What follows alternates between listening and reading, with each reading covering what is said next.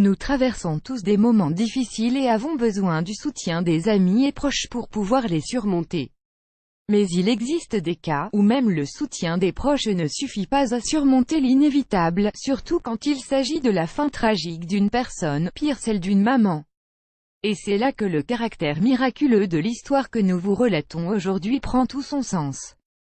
L'embolie amniotique représente en France 10% des cas de mortalité maternelle, positionnant ce cas en deuxième place dans le classement des complications de grossesse les plus mortelles.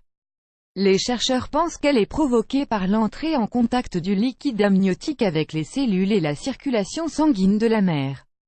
Composé en grande partie d'eau, 97%, le liquide amniotique contient également des cellules du fœtus ainsi que son urine. Quand, parfois lors de l'accouchement, il entre en contact avec la circulation sanguine de la mère via les veines de l'utérus, il est à l'origine d'une réaction assez rapide et soudaine dans le corps de cette dernière.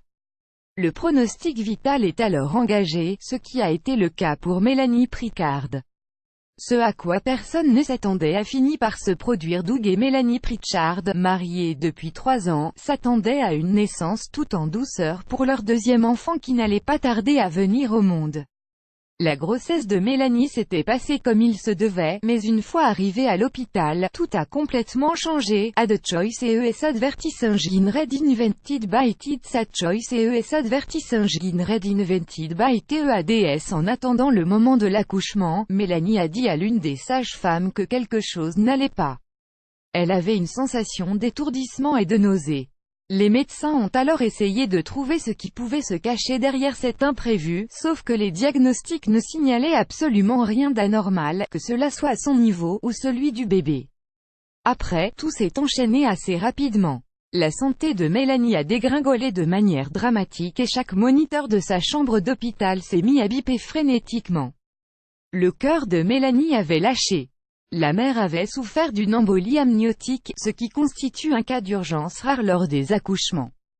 Linear this 29-year-old made $10 million in watches in 3 years. Linear Race Profi Academy 3 high-paying jobs that does not require degrees. Profi Academy annulé par Taboola. Contenu sponsorisé. Contenu sélectionné. L'accouchement abouti, mais pas comme on s'y attendait. Mélanie a donc reçu des soins d'urgence et son bébé est né avec succès par césarienne. Mais elle ne s'en était pas sortie, car elle a été déclarée morte et les membres de sa famille sont alors venus lui dire au revoir.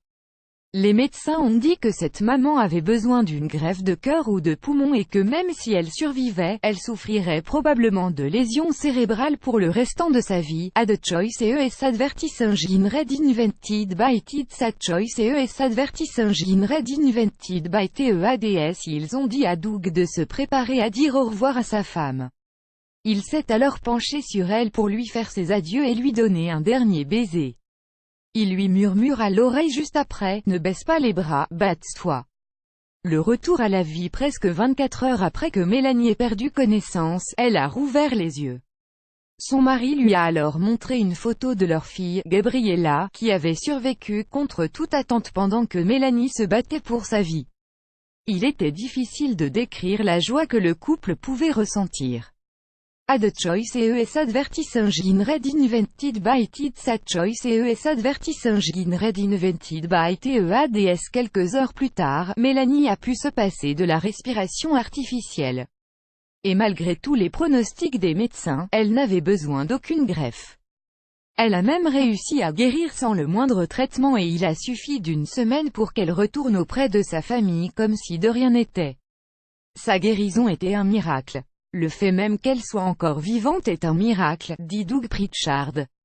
On ne peut que confirmer les propos de ce mari qui était à 2 doigts de perdre sa chérie et la mère de ses enfants sans pouvoir rien faire. L'histoire de Mélanie a eu certes une fin heureuse, mais fait réfléchir sur le pouvoir que l'amour peut avoir dans nos vies respectives et aussi sur le fait que les miracles existent bel et bien. Plus grand que